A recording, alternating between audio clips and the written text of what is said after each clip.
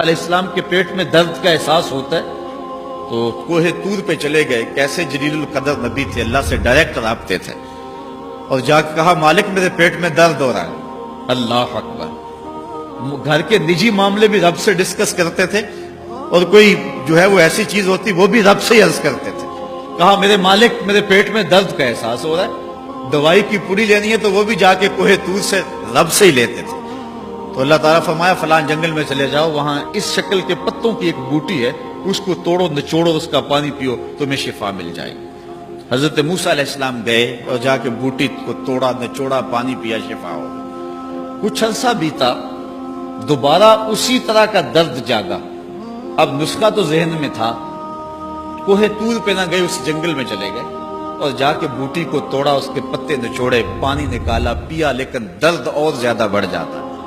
پھر دوبارہ آئے کوہ طور پہ, کہا مالک میں نے اسی درد پہ دوبارہ وہی بوٹی کا پانی پیا ہے, لیکن درد بڑھ گیا ہے. کہا موسیٰ اب جو آئے ہو کوہ طور پہ پہلے ہی آ جاتے.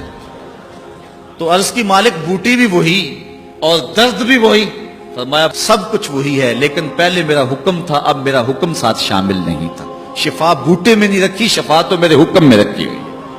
اس لیے ڈاکٹر کے پاس جاؤ, حکیم کے پاس جاؤ, لیکن شفا اللہ سے مانگو, کہ شفا ہمیں دینے والا وہ ہے. وہ ایک وسیلہ ہے, ایک ظاہری طریقہ ہے. تو حضور علیہ الصلوۃ والسلام اللہ اکبر کیا خوبصورت ارشاد فرما رہے, حسنوا اموالکم بالزکات, اپنے اموال کو زکات سے پاک کرو. وداووا مرضاکم بالصدقہ, اور اپنے مریضوں کا علاج صدقے سے کرو.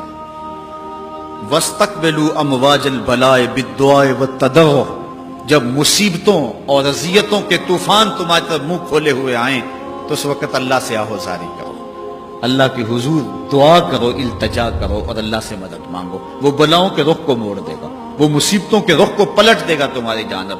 لیکن جب تم یہ مزاج نہیں رکھو گے تو مصیبتوں پر مصیبتیں آتی رہیں گی.